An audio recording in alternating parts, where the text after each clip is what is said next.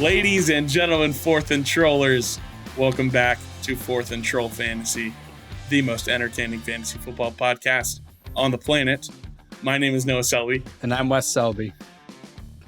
And we have got a show for you guys today. If you are watching on YouTube, if you are listening on Spotify, Apple Podcasts, Amazon, wherever you're listening at, we might sound a little bit more crystal clear, and that's because we had some new microphones, you guys. We got some new mics. It is an exciting day. We are thrilled, very excited to jump into things for you guys and talk about the training camp battles you guys need to be monitoring over this next month and a half before the season starts. It's going to be some good information for you guys. First things first, Wes, how is it going? Oh, it's great. You sound delicious, Noah. My gosh, this is so exciting. Things are good for me. Looking forward to the Barbieheimer weekend coming up. I haven't got Oppenheimer tickets. I've got Barbie tickets, but where I'm at, because I've got a seat in IMAX, I have there are no available seats except maybe front row. So I'm not going to see it. I don't doubt it. Right away, but I'm looking forward to it.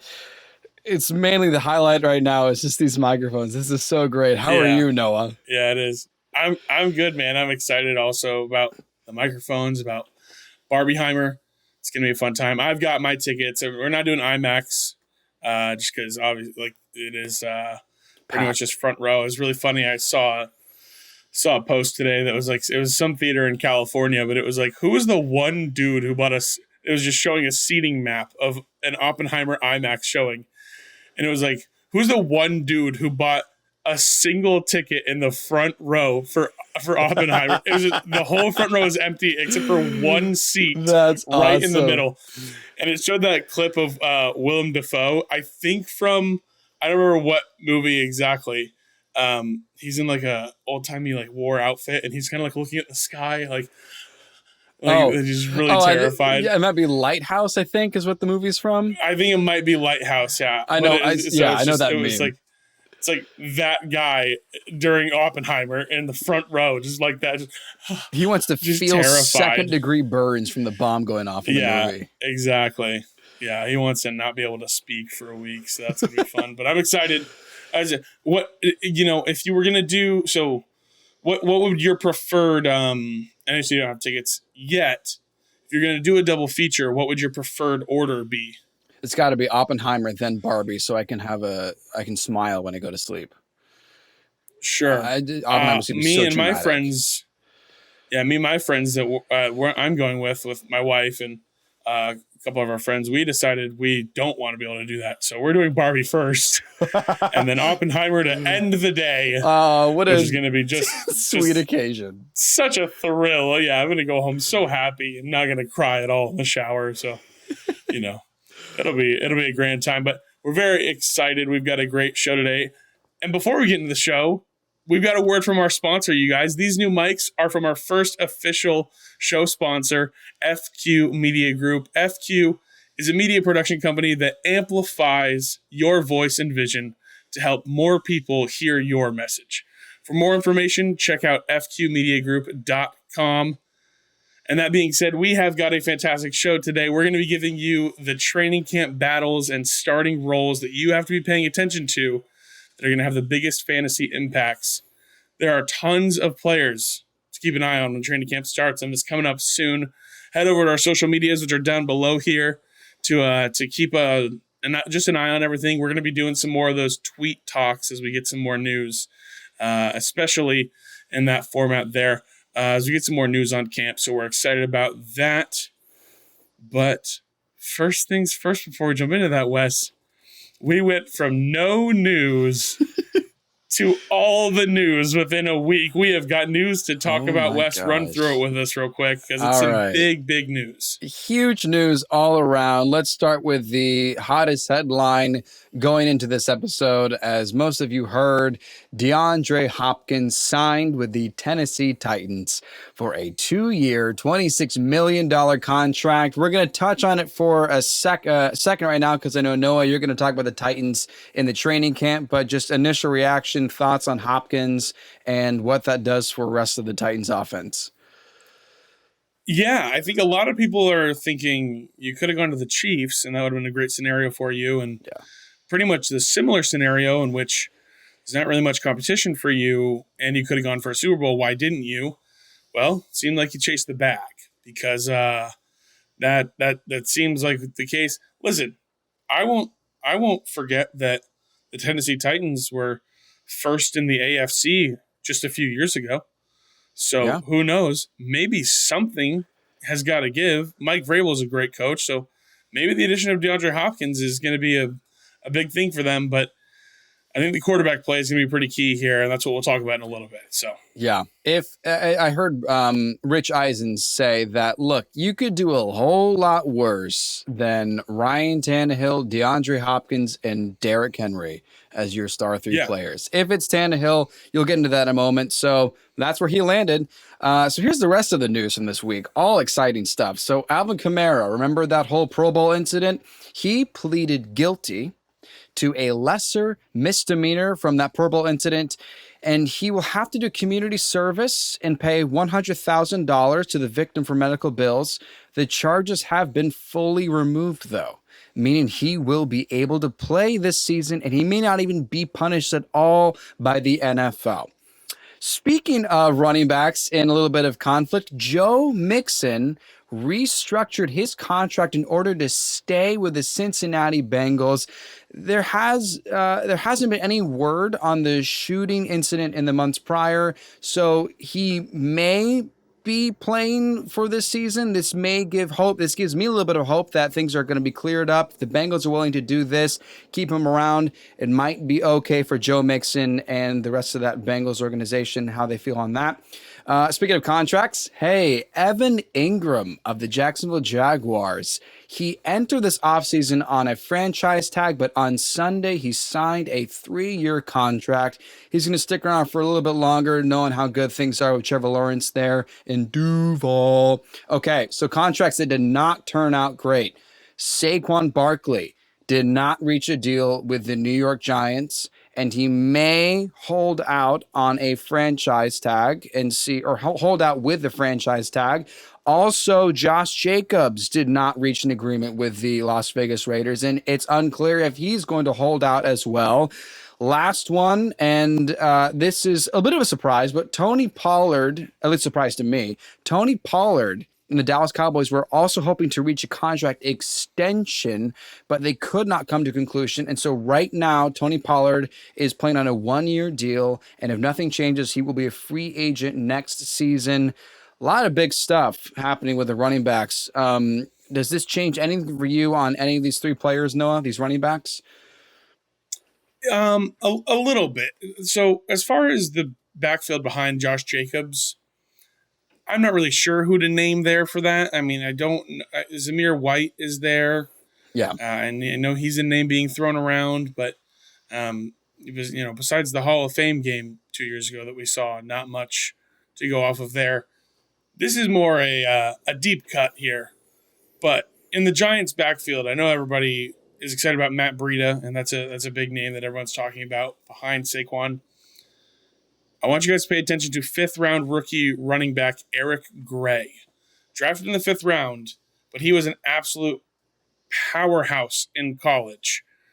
His late round draft capital is more due to the fact that he's a little older. I think he's a 24-year-old rookie, so a little bit older than most guys, even going into their 2nd year at the running back position in the league. But keep an eye on Eric Gray. I won't be surprised if Saquon does hold out and he ends up, being out. I think they have to report by week 10 if they want to get paid like any money at all on the franchise tag. But for those first 10 weeks, keep an eye on the name Eric Gray. He's a guy that probably could go. If it's looking like Saquon isn't going to play week 1, make sure you scoop up Eric Gray in the 16th round of your drafts in the last round, because he is a guy that people may be thinking about Matt Breida, but do not be surprised if Eric Gray comes out and gets 15 touches and scores, 12 to 15 fantasy points in week 1. Interesting what if deep cut Deep cut on Eric Gray. I like that. And speaking of what ifs, hey, we're going to talk about the training camp battles. Noah, break us down. Break us down. Break down for us. You start doing a breakdance. Break down for us what's going to happen with the off season. Thank you. And the training camp battles of the 2022 off season. Tell us what's going on. Why should we pay attention? Yeah, so we talked about it. There's some important names in camp battles to watch this season. It's just every year we come into this and we go, okay, there's some things we need to figure out before we feel good and feel secure about drafting certain players. And we're going to talk about them. Listen, this is the 12 training camp battles that you need to be paying attention to. And jumping off of the DeAndre Hopkins news, we're going to talk about the Tennessee Titans quarterback room because, listen, very exciting. Very exciting that DeAndre Hopkins is a Tennessee Titan. Could mean there's a chance for some fantasy relevance at the quarterback position in Tennessee. It's about a 0.1% chance, if you're asking me, but still a chance. All signs, in my opinion, point to Ryan Tannehill keeping the starting job this year. If something happens and for some reason, if they hit week 13 and they're out of playoff contention or something like that, they'll probably say, all right, Tannehill, pack it up and let's see what we got with Levis for 4 or 5 games in the league and see what we can do here. I don't see that happening. I really don't see happening Will Levis outplaying Ryan Tannehill in training camp and earning the starting job. So for me, I think the DeAndre Hopkins side of this signing is more exciting for fantasy relevance than it is for this quarterback room. I still think we're going to probably see another sub 4,000 yard season from Tannehill. If I'm being honest, I think it'll probably be around there. I think there's not going to be a whole lot going on that we are excited about at the quarterback position here. But in my opinion, I feel better if Ryan Tannehill is the quarterback when it comes to DeAndre Hopkins. If you're a Treylon Burks truther, if you're my guy is Chigoziem Okonkwo like me, who I took a little bit of a stab today when I saw DeAndre Hopkins sign. A little bit of a bummer. It takes away a little bit of a target share for him. Still very excited about Chigo Okonkwo, though, because Ryan Tannehill loves throwing to the tight end. So that is where I'm at on this camp battle. I think that's what we need to be monitoring and paying attention to is who's going to play. I feel better if it's Tannehill. If it's Will Levis, I don't feel as good. That's where I'm at. I've got my prediction is that Ryan Tannehill will start 17 games this year, and maybe we see Will Levis next year. But that is where I'm at on this camp battle. Wes, do you have any sort of thoughts on this? Any reaction? Yeah, I'm going to double down and say I'm 1,000% feel better if Tannehill is the quarterback and literally the entire Tennessee Titans offense. Like if it's Will Levis, I am gravely concerned for everyone, including Derrick Henry. Like it's just feels like bad news. I think D-Hop in the lack of competition still ends up as he's a potential to be top 15 just because of talent alone. I've got him top 20. I do think he'll be a safe top 20 fantasy wide receiver this year. So I don't think just because the lack of competition means that he's for sure going to be a wide receiver 1. I actually don't think he will be wide receiver 1 on a fantasy team, but I think it's just worth paying attention to see if there's any traction at all with Will Levis in Tennessee. I mean, I'd be shocked. It'd have to be an injury from Tannehill for Will Levis to start. That's just in my opinion. That's what I'm thinking as well. One last thing I'll say on this is that it's not so much about the quarterback room, but the DeAndre Hopkins signing to Tennessee, dude, I might start feling a little better if Derrick Henry's on my team now. Since this signing, I am just too. Because so many times before defenses would line up and go, all right, where's 22? Yep. All right, eyes on him. Let's go. With DeAndre Hopkins on an offense, you can no longer do that. That box will open up a little bit. And I think that could be a big reason why Mike Vrabel was going, listen, let's make sure we get him. Let's pay him. Obviously, besides just the fact that it is DeAndre Hopkins, I mean, AJ Brown, when he was there 2 years ago, that was we saw when AJ Brown had his time in Tennessee, that was, what you could call the prime of Derrick Henry.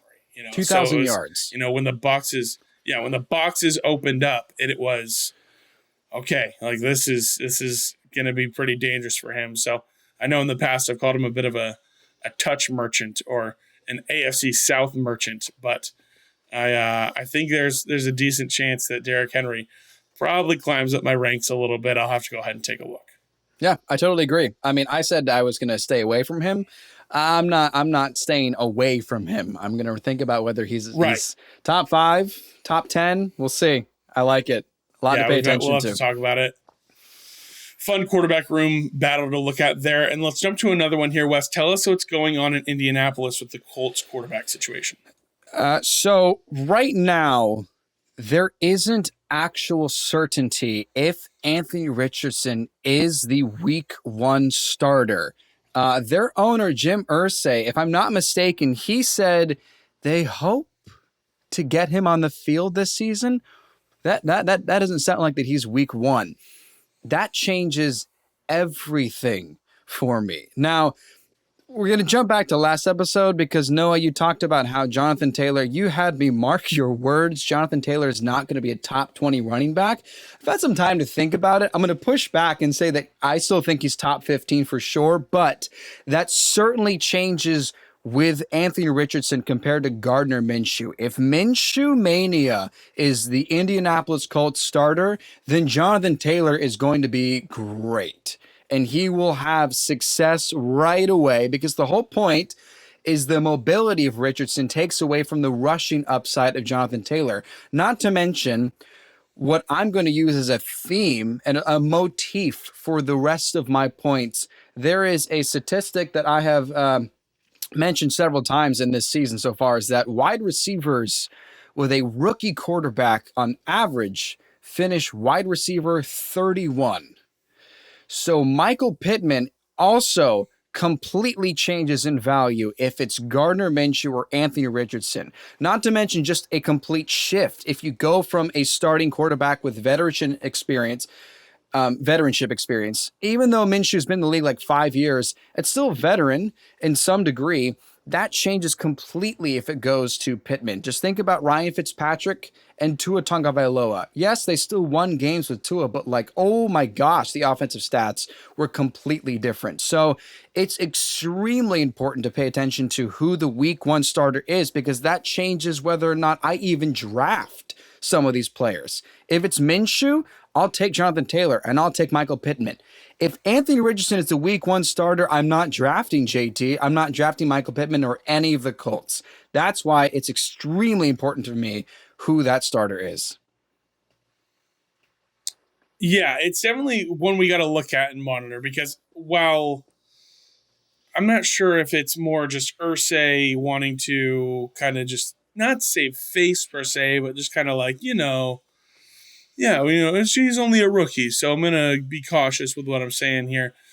I also saw a quote from Jim Irsay where he was like, they don't learn unless they play. So I'm like, well, got him. Well, good, got him, Jim Irsay. There you go. Like, so I do think we'll see Anthony Richardson on the field. It wouldn't surprise me. It wouldn't really surprise me either way, depending on in regards to who is the week 1 starter. If we get to week 1 and you go, yeah, Minshew's going to take week 1, and I believe, if I'm not mistaken, that it is a divisional battle in week 1, and they play the Jacksonville Jaguars. And nice. I heard this narrative of Minshew getting his revenge or whatever it may be. I've heard that is a possibility, and so that is definitely something that we can monitor, take a look at, and just make sure we are looking at. I think Anthony Richardson gets in there at the latest by week 4. If I had a prediction, I think Anthony Richardson by week 4. And if that's the case, I still am going to go ahead and probably stay away from most of the skill position guys. If we get hard evidence that Minshew is going to be, the starter for a substantial amount of the season, God forbid something happens to Anthony Richardson in training camp and he gets hurt and he's got to wait a year to come back and play, my view on Jonathan Taylor shifts a little bit. And because, my outlook and my mark my words came from, these quarterbacks who rush for more than 500 yards in a season, the running back of those quarterbacks finishes on average as RB 28. That was where that stat came from. And so it definitely is something we're going to have to watch, and just make sure we take a look at, make sure you monitor, and that you're keeping your eyes on. Okay, what do we got going on here, and who's going to be under center here in Indianapolis? So, but if Gardner Minshew rocks up in that Top Gun outfit, I don't know if he's ever given that job back. Yeah, I don't know if he's ever given that job back. Forget it. Yeah, and just the last point is it becomes a very dangerous risk if you want to draft one of these top players. If you want to draft Jonathan Taylor with the intention of trading him while the value is really high, while he's still a first-round player, that's a risk. I don't recommend it, but if you are willing to, then pay very close attention to when Richardson starts. So, hey, there's another quarterback battle going on, and it's in Tampa Bay. And Noah, let us know, because here's the thing. I'm not totally convinced that Baker Mayfield is the actual starter in Tampa. What should we pay attention to between Baker Mayfield and Kyle Trask? Yeah. So listen, this is quite a snoozer of a competition to watch as far as names go at the quarterback position. But it's important to watch this camp battle to see who is going to be throwing the ball to the notable names like Mike Evans and like Chris Godwin. It's important to note that Baker Mayfield has produced a top 20 fantasy wide receiver just twice in his career. It's also important to note that Kyle Trask has only thrown 9 passes in his NFL career. So either way, it's not going to be pretty. But for the sake of Mike Evans and Chris Godwin maybe both cracking the top 30, I can't believe I'm saying this, but I gotta hope Baker Mayfield is their quarterback.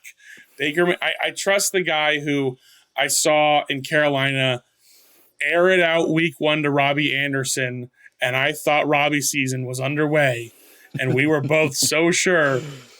And that was in like the first half, and that was the only catch of the game, and I quickly realized it was not Robbie's season. But seeing that guy, Baker Mayfield is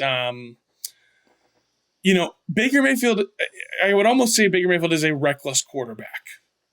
And I seem to remember some successful fantasy seasons for Mike Evans with another quarterback who was pretty reckless, who threw 30 touchdowns and 30 interceptions in a single season. So we'll have to see what's going to happen. I don't love the Todd Bowles scheme that they have there in Tampa, but, I gotta hope that Baker ends up being the quarterback if I'm wanting Mike Evans or Chris Godwin to be relevant. And then, of course, there is the always a chance that this is the Geno Smith situation from last year all over again. We see that a washed up quarterback who has backed up players and been a backup for teams, and a guy who just has not been very good throughout his career come in and produce 2 top 20, top 15 guys, and they are really good and have a resurgence in their career. Listen, if that happens, I'll dye my hair blonde, but so I don't think it's happening. Mark your words. But there's always the chance. Mark my words, if Baker Mayfield produces 2 top 20 wide receivers in fantasy football this year, I will dye my hair blonde. I will dye my Let's go. Excuse me. I will dye my hair blonde. That is how sure I am that this more than likely does not happen. But if it does, hey, maybe it's blondes do it better. So I've heard. So we'll see. Oh. My prediction for the season is that Baker starts 13 games. When they're officially eliminated from playoff contention in week 13, Trask takes over, similar to the Tennessee Titans situation. And Trask takes over, and Tampa sees what they have in Kyle Trask for the next 4 games. So that is my prediction here. Wes, what are you thinking about Tampa, about who's under center there? I only have one question. I'll share my take on it, and then I'll hear your response on this. Who does Rachaad White benefit from more, Baker Mayfield or Kyle Trask? My first thought is it's Trask. My thought is Kyle Trask as well, because because if we look at last season, we had to have Matt Rule screaming at Baker Mayfield to pass the ball to Christian McCaffrey, and that was Christian McCaffrey. Yeah. So Kyle Trask is a better quarterback for PPR value for Rachaad White, so it would seem. We need to kind of see what's going to happen here. I don't know if either of these guys are check down first guys. So we're gonna have to see. Like I said, I don't love the Todd Bowles offense. It is a, there's not much behind Rachaad White on the depth chart. So maybe with this offense more being run focused, maybe Rachaad White does end up being like a really solid top 15. He maybe breaks the top 15 as a second year breakout. Who knows? But that's not in my books. That's fair. That's fair, because Todd Bowles is a defensive coach, and we saw that last year and just how poor literally the same offense, except for Gronkowski, like literally the same offense was. I mean, I guess you put in other factors. Brady was reaching the end of his career, but I mean, the Tampa Bay offense is not appealing to me. I guess it is worth considering. If it's Mayfield, maybe you can take Evans, or maybe Godwin. Right. Maybe Evans, probably, actually. I actually think I have Godwin ranked higher, and I'm under the presumption that Baker Mayfield starts week 1. So that is where my rankings are at. I've got Godwin ranked higher, just really because the two occasions that Baker Mayfield produced a top 20 fantasy wide receiver were with Jarvis Landry in Cleveland playing in that slot role. So I think Chris Godwin's more talented than Jarvis Landry. So if Baker's still got a little left in the tank to do something like that, I think Godwin has a better chance to end up being top 20. I like it. Nice. Good analysis. It'll be a fun one to monitor for sure. We got one more quarterback situation, and we're going to go all the way to the Bay because we got to check out what's going on in San Francisco because listen, I did some looking in on this, and I don't even know what to say. So, Wes, tell me what I need to know because it is just bananas. It is bananas, and it is probably the most interesting training camp battle to pay attention to because right now what we have the most assumption towards, which is why it's so fun and interesting because it's all just assumption. Brock Purdy is the starter. That is right now the way Kyle Shanahan is leaning, and he's coming off this surgery. Shanahan made it clear that Brock Purdy basically can't just be like out of the cast week 1. He needs to be out of the cast before preseason and have weeks of practice and throwing the arm and getting back to where he needs to be to play a full game of the NFL. So that's the kind of timeline we're looking at here. Now, we know what Brock Purdy does. We've seen it happen.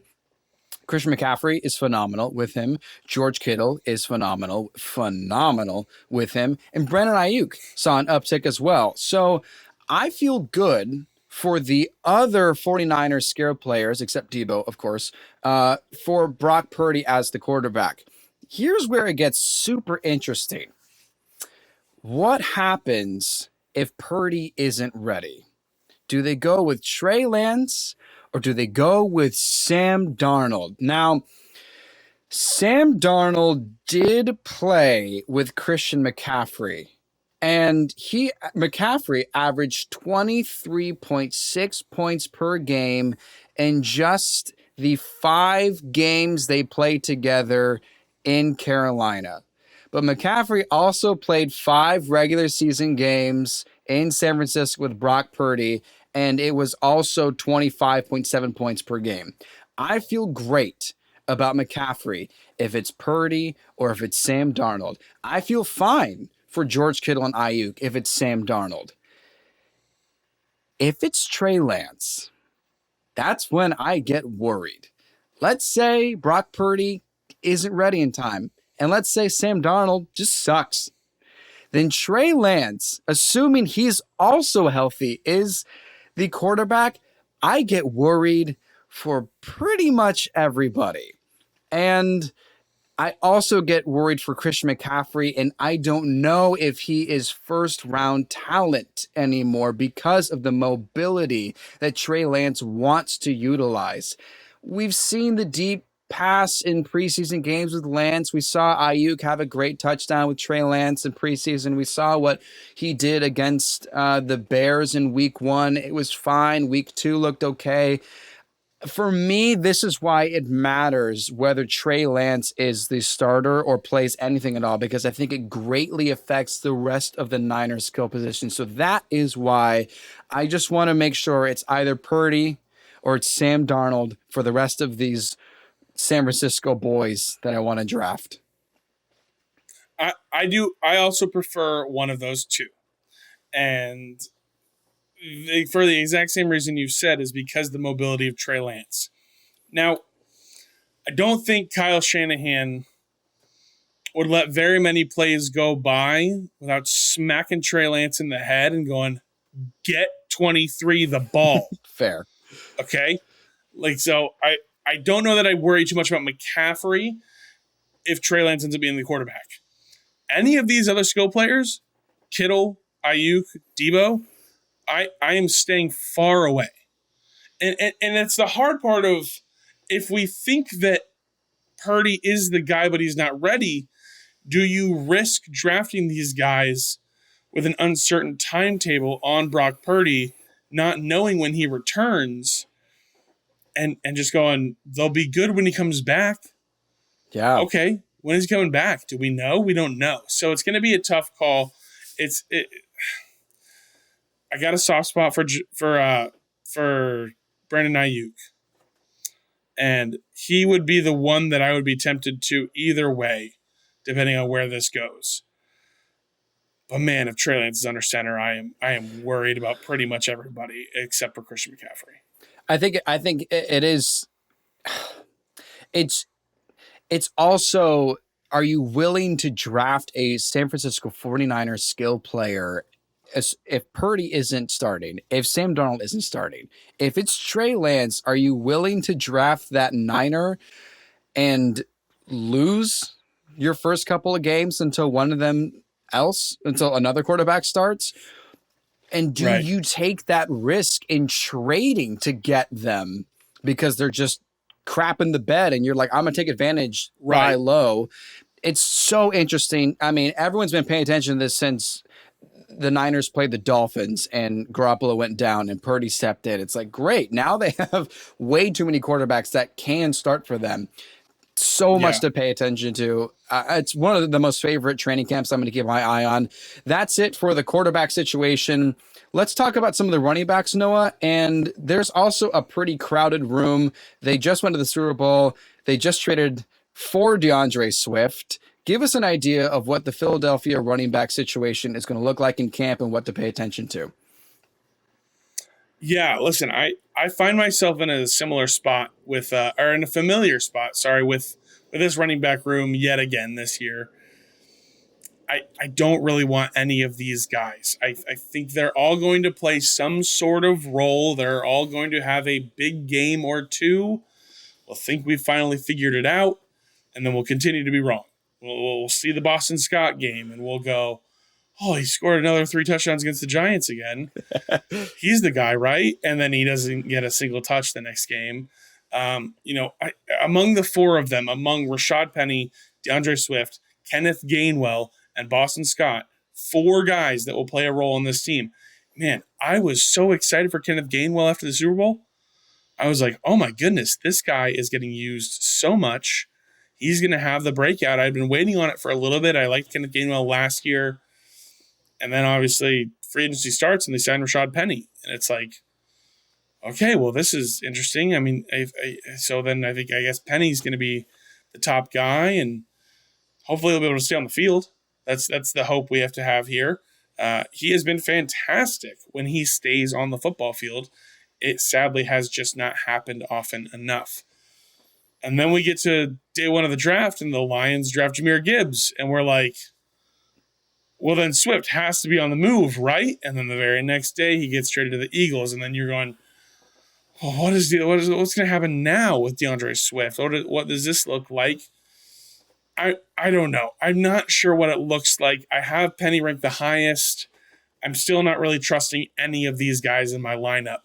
Miles Sanders was the RB15 last year, and that required him having a career-high 11 rushing touchdowns last year.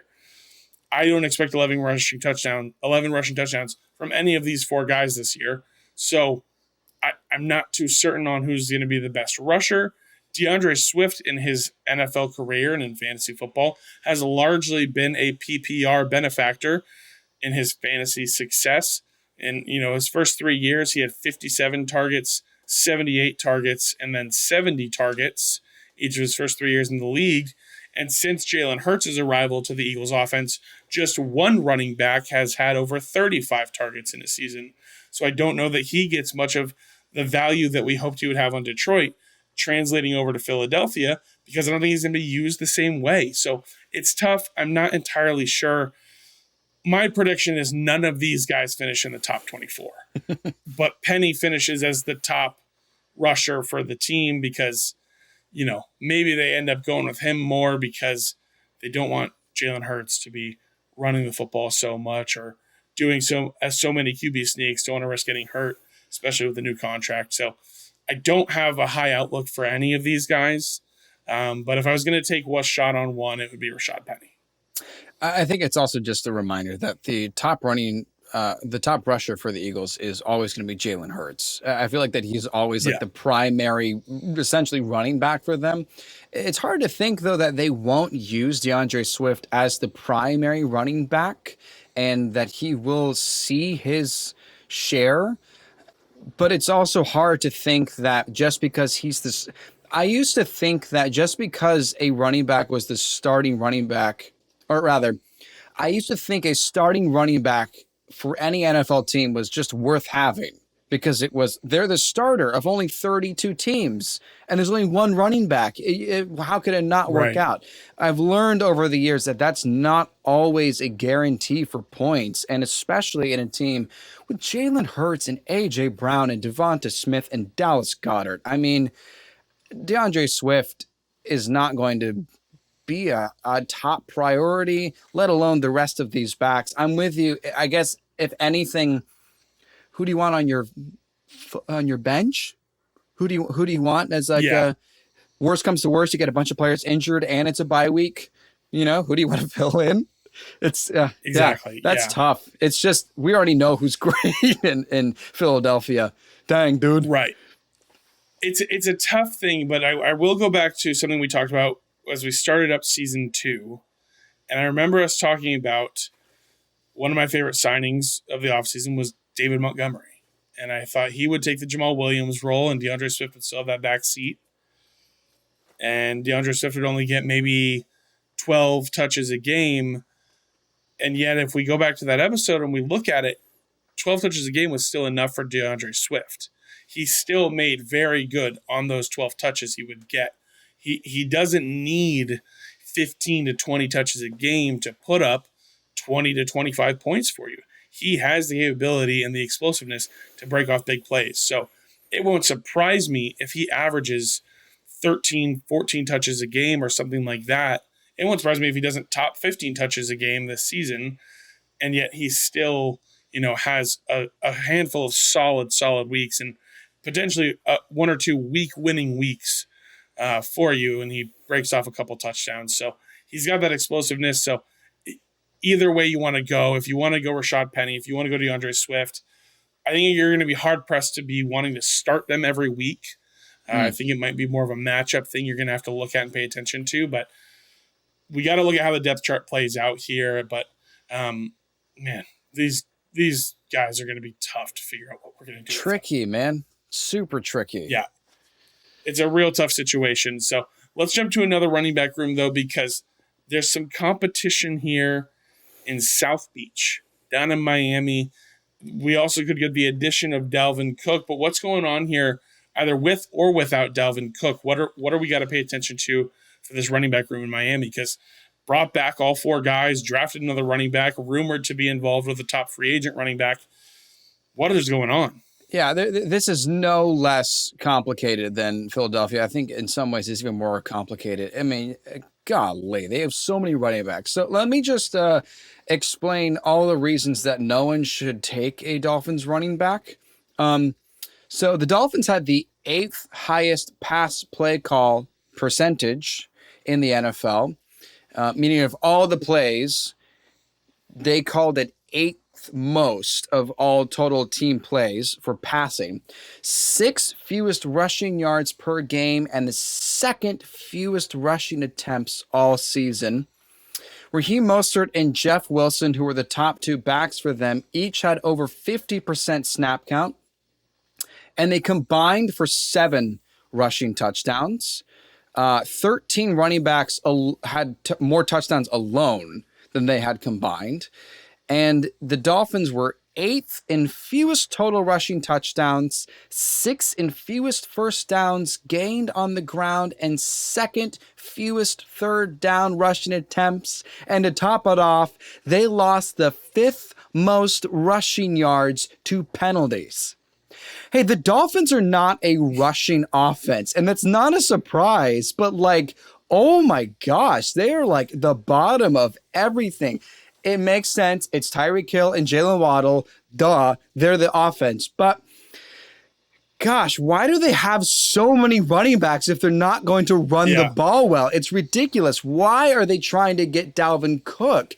It's Dalvin Cook, I get it, but like, how are they going to use him? So if Dalvin Cook ends up in Miami, I think the earliest round you should get Dalvin Cook, the earliest is 5th round.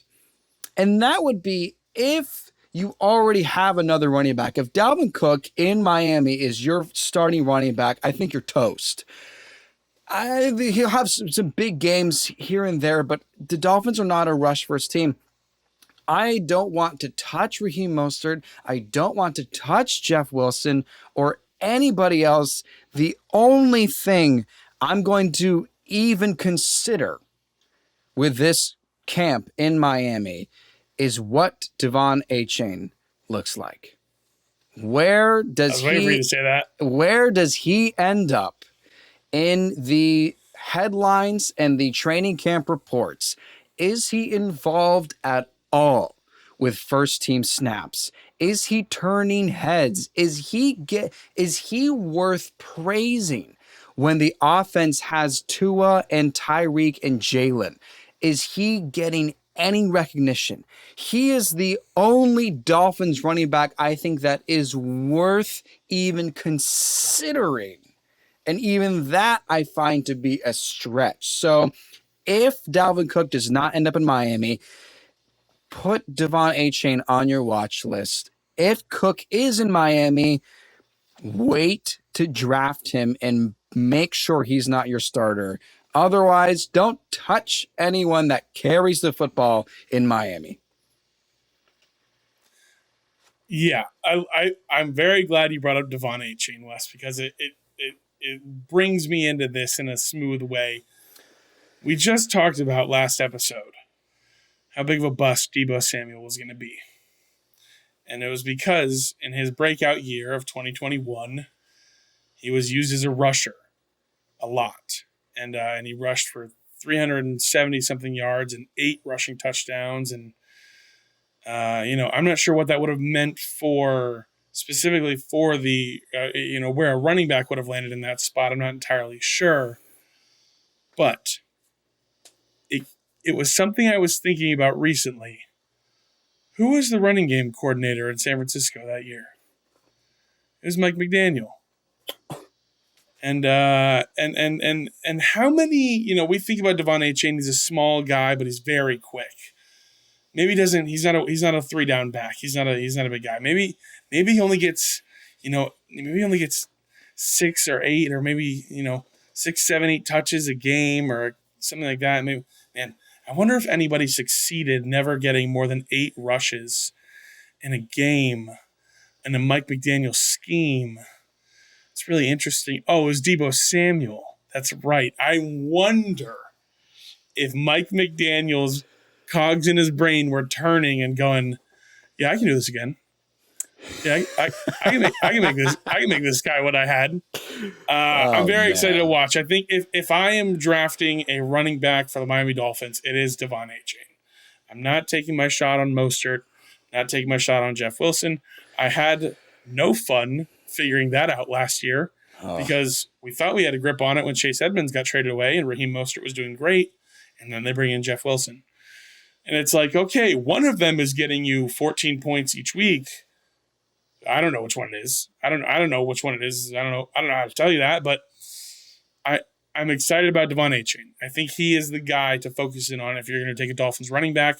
Not entirely sure where his ADP is at right now, but I know you can get him pretty late. So I'm I'm excited to watch this battle and see what goes on. I can't wait to see the training camp videos of Devon Achane. It's just keeping an eye on him. That's why you listen to Fourth and Troll Fantasy. So you just get these names like Eric Gray, Devon Achane. Keep an eye on some of these backs, especially in a league that is leaning more towards a pass first league, and especially the Dolphins. So a couple more running back battles to keep an eye on. Let's talk about the new scenario in Denver, Noah, because I got a new head coach, Sean Payton, and maybe Russell Wilson turns it around.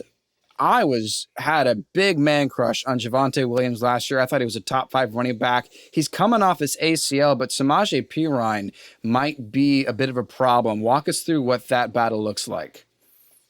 Yeah, so, I mean, we've gone through a lot of news and reports so far this offseason of where Javonte Williams was going to be come week 1. And it started out them saying he's in a great spot. He's going to be ready week 1. And then it kind of shifted to we're hoping he's ready week 1. And then there was a headline that was we're really hoping he avoids the PUP list so he can play sometime in the first 6 weeks. And so things looked like they were going down. And then Javonte Williams and reports have been saying that, yeah, he's going to be ready for week 1. He's good. He's good to go. So I think that would be great if he was. Do I think it happens? No. I remember J.K. Dobbins last year calling out Adam Schefter, being like, "Nah, I'm gonna tell you when I'm gonna tell you when I'm gonna be on the field," and then he said he was gonna be there for week 1, and then he wasn't, and he came back and he played less than 50% of snaps for like 4 weeks, and then he re-injured himself. So that was that situation. Yeah, sure, Joe Shefty right there. Listen, if Javonte Williams is gonna be back, great. Do I think it happens? No. That's what the episode's for, guys. We're going to watch this training camp. Check out this training camp battle to see what's going to be going on. If he's truly ready week 1, he'll be, for me, a higher end kind of solid RB2. With Samaje Perine, I think still being probably a top 30 running back and maybe a decent flex play each week. Sean Payton has always managed to use multiple running backs in really good ways. We think about Mark Ingram and Alvin Kamara as the most notable combo, but those guys were awesome together. They did really well. You want to throw it back further, you can talk about Pierre Thomas and Darren Sproles. Those two guys together in New Orleans were awesome. They were fantastic to watch. Now, what I anticipate happening and what I think will be the reality could mean that Samaje Perine is a big steal in drafts this year. The recovery timetable for an ACL, LCL repair is 6 to 9 months, and that does not include the PCL tear that Javonte also had. I don't anticipate him being ready for week 1, if I'm being honest. I don't even know if he'll see a full workload all season.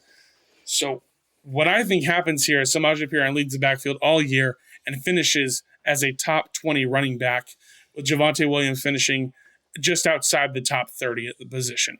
You know, if Javonte comes back, great. I don't know that he will. I don't know that he'll be back fully healthy. I think Samaje Perine, small sample size last year in Cincinnati, but he was an absolute freak of nature when he had a starting job. So I think he could be really, really solid for this offense, and I'm excited to see it. I think Samaje Perine is a big steal in drafts, but we're going to have to watch the training camp battle just to see what's going to happen. And Samaje Perine, just to piggyback off of what you're saying, could be one of the biggest sleepers in fantasy this season, especially if Javonte Williams continues to struggle in recovering. As much as I love the guy, you probably watched the TikTok about Samaje Perine, because that's our most viewed TikTok. If you haven't, go follow us. You see the socials down below. Weeks 11 through 13 last year, he filled in for Joe Mixon. Samaje Perine did. He averaged 23.7 fantasy points in that time. He was the RB2 during those 3 weeks.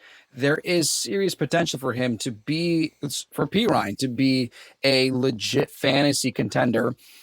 It is tricky when Javonte Williams comes back, and it's also something to monitor. If Javonte Williams is the week 1 starter, will Perine even touch the ball? When will he touch the ball? Will he be used as a Melvin Gordon and try to get some goal line work and maybe fumble a little less? We'll just got to pay attention to what these backs look like, because I'm biased. I want it to be Javonte. I love the guy. I miss what could have been, man. Golly. Yeah, it's going to be a fun one to watch for sure. We got another running back situation here we're going to take a look at, and it may not be so much of a battle, but there may be more of a committee than people might expect. What's going on in Detroit with Jahmyr Gibbs and David Montgomery? So, obviously, we've talked about Jahmyr Gibbs being incredibly, the anticipation on Jahmyr Gibbs in Detroit is huge. As I like the way that we've been saying this, Noah, you don't draft a player 12th overall and not start him. This is what, we saw Dan Campbell break a table in half. He, punched a hole in the wall. Like, he freaked out when he drafted Jahmyr Gibbs. I'm super excited. My whole perspective and opinion on Jahmyr Gibbs flipped entirely when he was drafted by Detroit. And I know he's going to be the starter. But what I want to pay attention to is how often David Montgomery is involved with Gibbs and what it looks like in any kind of first team snaps, any goal line work, because that'll help determine if there is a snap count that we need to pay attention to. I'm not worried that Jahmyr Gibbs is going to be horribly affected by David Montgomery. But Montgomery might be a better fantasy pick than people may realize, because as you were saying, when it was DeAndre Swift, Noah, you talked about how David Montgomery can assume the Jamal Williams role in Detroit. He's a power back. I'm not going to predict he's going to have 17 touchdowns, but if Montgomery is still involved in camp and it's not just Jahmyr Gibbs, if we see Monty's name, then we have someone that could be drafted for just touchdown value alone. And then there's another sleeper that we can add to our bench, add some depth. Later on in the season, we use them as a package deal. I'm keeping an eye on how often I see David Montgomery's name in the Detroit Lions training camp, because there is real value in Monty if he is used the way that Jamal Williams was used. So that's why I'm paying attention to Detroit. Yeah, I fully agree. I think you hit the nail on the head there. I think there is just legitimate value for both of these guys. And I think they are both going later than they both should be in fantasy drafts. So big thing here, just take advantage of the ADP. Both these guys are going to outperform their ADP, in my opinion. So I don't have much more to add on that, Wes. You did a fantastic job. Just this is going to be something we want to look for, figure out which schemes each of these guys are playing in, and feel out what we think the ceiling could be for both of these guys. Because it's going to be really exciting to watch this Detroit backfield, because the Detroit running backs freaking lit up the fantasy world last year. So I expect the same here, and it's going to be a lot of fun. So I'm with you on this. Yeah, thanks for complimenting me. Honestly, you walked so I could run. I mean, you laid down the groundwork for Montgomery weeks ago. Dude, you're the best. Hey, let's round out the show with the wide receivers, okay? That some of these battles we're going to pay attention to. Let's take a look at... Oh, I'm sorry. I jumped ahead because there's another running back battle that we got to talk about. There is another running back battle. Dude, I jumped ahead. Silly me. Hey, let's talk about Buffalo. James Cook, Damien Harris. What's going on? This one is... listen, it's similar to the Detroit situation. This may be the least telling of camp battles, because I think both of these guys play a legitimate role. I've got them both as top 32 running backs this year, so both could end up being a solid flex play for you any day of the week, in my opinion. I believe it'll be a solid split among snaps, with Cook getting the advantage there, about 60 to maybe 65% of the snaps, to Damien Harris getting 35 to 40% of the snaps. But I think Cook's value will be through those explosive plays and the receiving work, versus Damien Harris's value will come in the goal line and touchdown department, as well as kind of that short yardage situation. And Damien Harris is a great running back. He's always got a chance to break off something. It's funny, we put these back to back, and I think they're very similar scenarios. I've heard some people referring to James Cook as a potential Jahmyr Gibbs light this year. Kind of like what he could be. Maybe a little less explosive, but I feel like they're going to play a very similar role. And that's what I'm actually, I mean, all analytics aside, that's what I am hoping for. I'm a big James Cook truther. I love James Cook. I am so confident in James Cook and hopeful in James Cook in my Dynasty League. I took him as my second running back off the board. Like, I was fine. I was happy with that. I'm excited about James Cook.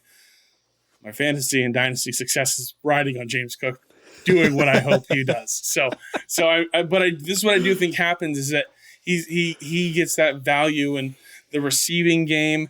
Listen, I know a lot of people have said, year after year we've gone, oh, the Bills receiving back is such a steal. And then year after year we've been like, wow, that guy sucked. He was so bad. I can't believe I drafted him. I think this is going to be a little bit different this year. James Cook had second-round draft capital. They want him on the team early into the offseason. Brandon Beane, the GM of the Bills, and Sean McDermott, the head coach, both saying he's going to get more work. He's going to see more work.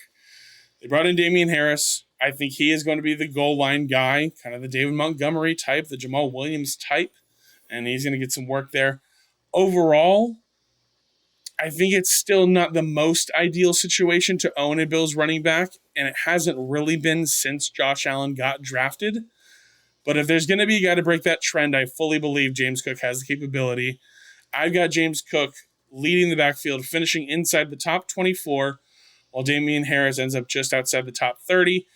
And to add on to this, Josh Allen still leads the team in rushing touchdowns. So that's my prediction there. True. And, dude, when Devin Singletary when he went to Houston, my eyes lit up. And I was like, oh, snap. James Cook is going to be a top 20 running back easy. And we've got a solid steal with his ADP. He's going to be phenomenal. Yeah. And then they were like, hey, Damian, do you want to play for us? And I was like, don't say yes. And he said yes. And now exactly what you said is a scenario. And I'm so upset because I know James Cook has the potential to be he could have had a 900 yards, 1,000 yards rushing season. It was possible, not anymore. I would need to see his name. I would need to see some huge praise. Like Damian Harris needs to be terrible, and James Cook would need to be amazing for it to be like, oh, okay, we can still take James Cook, and he's going to be a incredible value. Otherwise, it's going to be a split backfield, and honestly, just take Josh Allen and Stephon Diggs and call it a day. Yeah, no, 100%. I've seen a really funny little piece of this that people are floating around is that back in 2021, when Damian Harris was the lead guy for the Patriots, this is his game logs against Buffalo that year. Week 13, 10 carries for 111 yards and a touchdown. And then week 16, 18 carries for 103 yards and 3 touchdowns. So I've seen people commenting saying, the Bills just watched that happen to them, and they were like, him. Bring him to us. Yeah. Have him stop doing this, please. Yeah. We don't like this happening to us. Bring him on the team. So we'll see what happens here. I think both these guys play a legit role here in this offense. So as are going to do it for the running backs here. Let's round up the show with some wide receiver battles we should pay attention to. Wes, what's going on with Baltimore? This wide receiver room feels like it could be the most up in the air that we need to think about. So what do we need to know? So here's something I just wanted to put out there again, because a couple episodes ago, you asked me, Noah, my prediction on OBJ and Zay Flowers, who was going to have the better season. I said OBJ was going to have a solid first couple games and then nothing. And then Zay Flowers, about halfway through the season, would see an uptick and kind of not quite a Amon-Ra St. Brown, but have a solid, average, consistent finish this season. I stand by that. And a little worse than before, because I needed to see, well, how's the quarterback there in Baltimore? Have you heard of Lamar Jackson? I have. Since Lamar Jackson was the starter in 2015, no one has done better than wide receiver 25. Do I think OBJ and Lamar Jackson will have good chemistry? Maybe. The real question I'm going to ask is, does it matter? Does it even matter? Because Lamar Jackson's only thrown 3,000 yards once, and that was that MVP season. If if I'm seeing just insane reports about OBJ and Lamar Jackson are having breakfast together and they're walking their dogs together, they're having their weekend holiday in the Bahamas and they forgot to tell their wives, paparazzi. Like, I need insane chemistry reports on OBJ and Lamar Jackson for me to think there's anything. The same thing for Zay Flowers. I need to just see like, oh, he is going to be a problem for OBJ. Like, I needed to feel like that the Ravens made a bad decision signing OBJ because Zay Flowers is that good. And even still, it's Mark Andrews. Like, it's still just Mark Andrews is going to be the top option. So honestly, it's just who do I want as a wide receiver 3, borderline wide receiver 2? Because, I mean, we've said it and we're not afraid to say it. Lamar Jackson is not a great passing fantasy quarterback. We know what he does on the ground. That's why we want him. But Rashad Bateman, I think, has lost almost complete value in this. So I'm just taking notes on how often Zay Flowers builds chemistry. If OBJ is just this powerful presence that just demands and attracts all the attention and targets. Otherwise, I mean, to be honest, I don't think I'm going to draft a single Baltimore Ravens running or wide receiver. I don't think I am. Sure. Yeah, I'll do this. Play devil's advocate here and just go in the direction of telling you why you're wrong.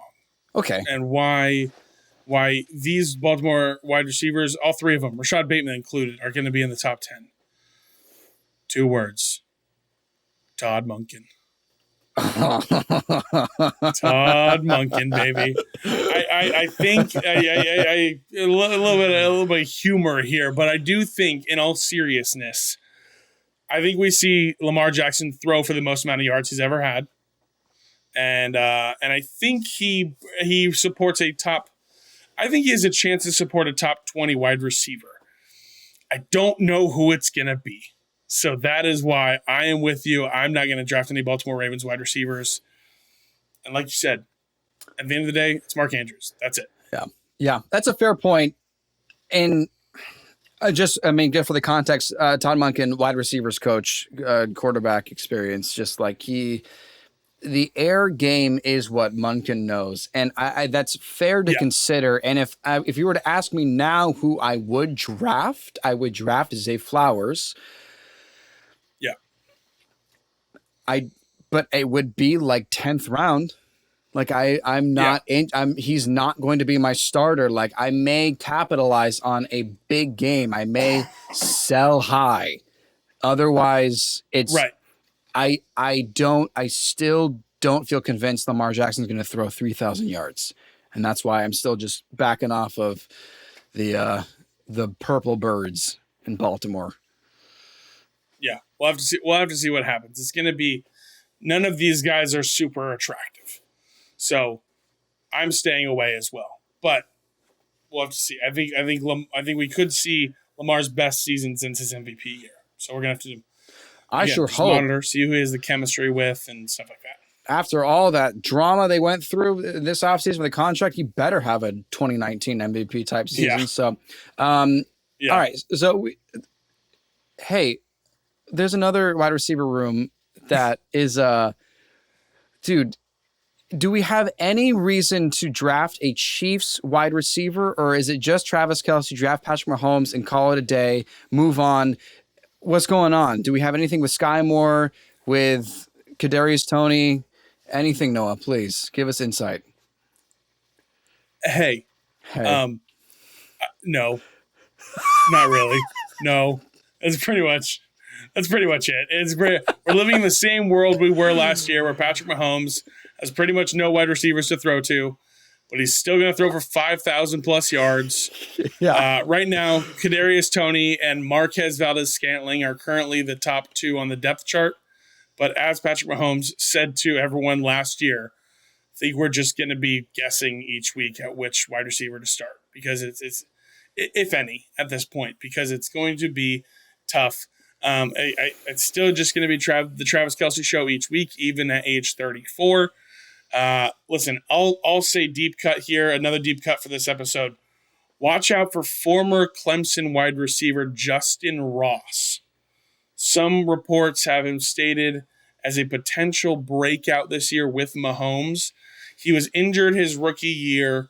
I believe it's his third year now. He was injured his rookie year, and then he was waived. And then the Chiefs picked him up, and apparently he has been generating a little bit of buzz during OTAs. A couple clips came out of some deep shots going to him. So someone to note there. But, yeah, my prediction for this Chiefs wide receiver room is Kadarius Toney misses like 6 to 8 games due to injury. Sky Moore still doesn't do much. Rashee Rice makes us think about things after a big 100-yard, 2-touchdown game. And at the end of the day, Travis Kelce still catches 300 passes for 4,300 yards and 38 touchdowns. So that is 100% accurate. Yep. There's not a single false note in that prediction. Thank you for clearing that up. I appreciate it. Nothing to worry about. Yeah, no problem. Yeah. My goodness. It is just Travis Kelce is the guy that you want to, if you're picking somebody who catches passes from Patrick Mahomes, it's Travis Kelce. And we're going to have to monitor ADP going up to things. He is going pretty early. I know some people don't want to spend a pick that early. Pick your poison. Like if you enjoy, if you want to, go for it. If you don't, that's fine. Get somebody else, just not Jonathan Taylor. That is what we're thinking about here for the Chiefs wide receiver room. Wes, close us out by, we just had the Super Bowl winning Chiefs. Close us out by talking about the next best team in the NFL. Yeah.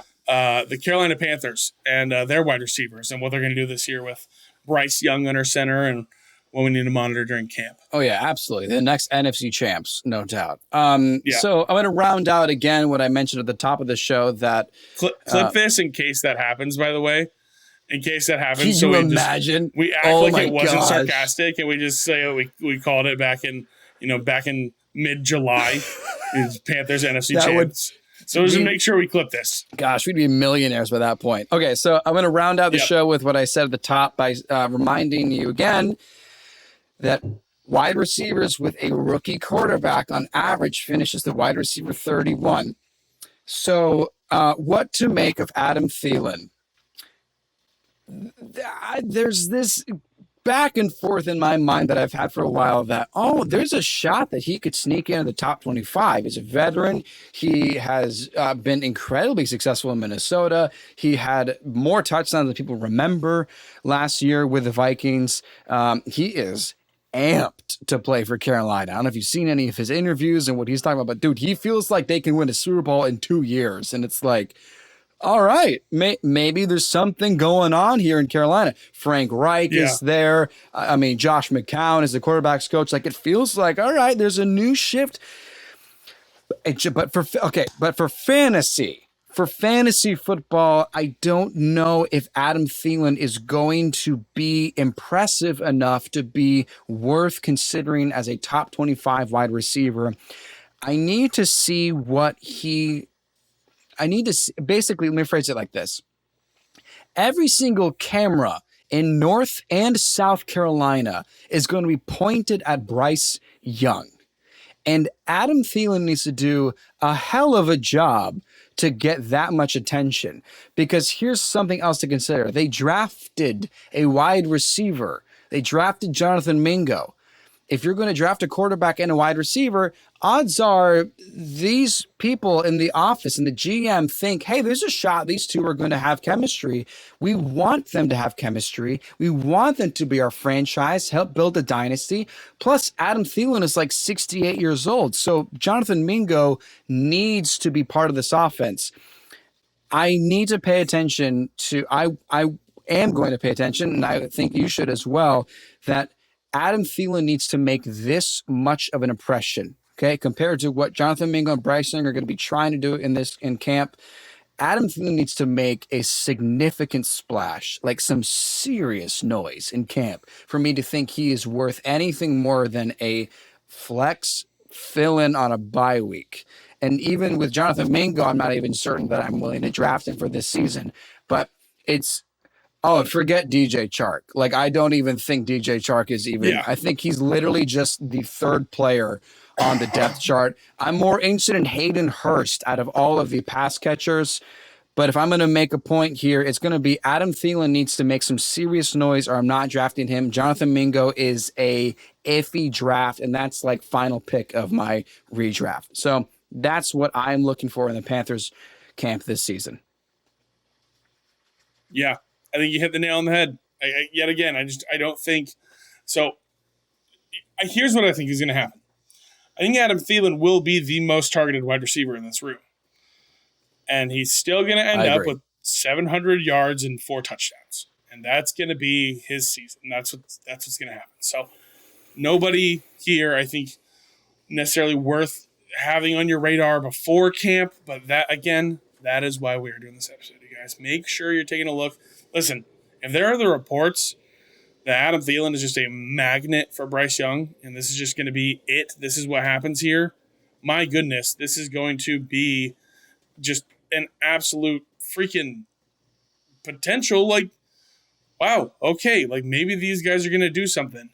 But I don't have much faith, so I'm not thinking that we're going to, see that happen, so to speak. So that I agree with you, Wes. I think, obviously we need to watch camp to figure out who could be the top target, maybe take him with a late pick in the draft. But yeah, forget about DJ Chark. That's what I got to say. Yeah, forget about him. Honestly, dude. Just congratulations on being on a NFL team. It's just, if DJ you were Chark, to congratulations on being the most dropped player after week 1.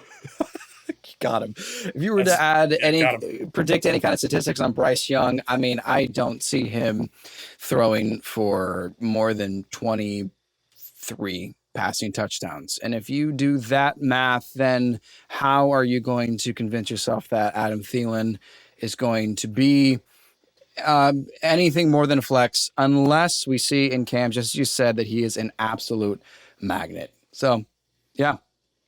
What a good show. Yeah, definitely. Informative. Going to be something to take a look at. Definitely, guys, keep your eyes on these top 12 camp battles. Listen, by the way, hey, guys, we know there's been a few things going on with the audio in this show. We're going to make sure we get something nice and crispy for you and work out all those kinks for our 50th episode next week, you guys. We have been doing For the Drill Fantasy for 50 episodes. Make sure you tune in and let us know what you think about this episode. What's going to happen with DeAndre Hopkins in Tennessee? What's going to happen if Will Levis starts? Should we avoid all the Colts players if Anthony Richardson's under center? Drop a comment. Let us know what you think. Follow us on all of our social media below. Make Teddy the Troll smile by hitting the subscribe button and leaving a like, ringing that bell. Be sure to check us out on all of those social media accounts. And thank you again to our very first sponsor, FQ Media Group. Join us next Tuesday. I'm Noah Selby. And I'm Wes Selby. And this has been 4th and Troll Fantasy.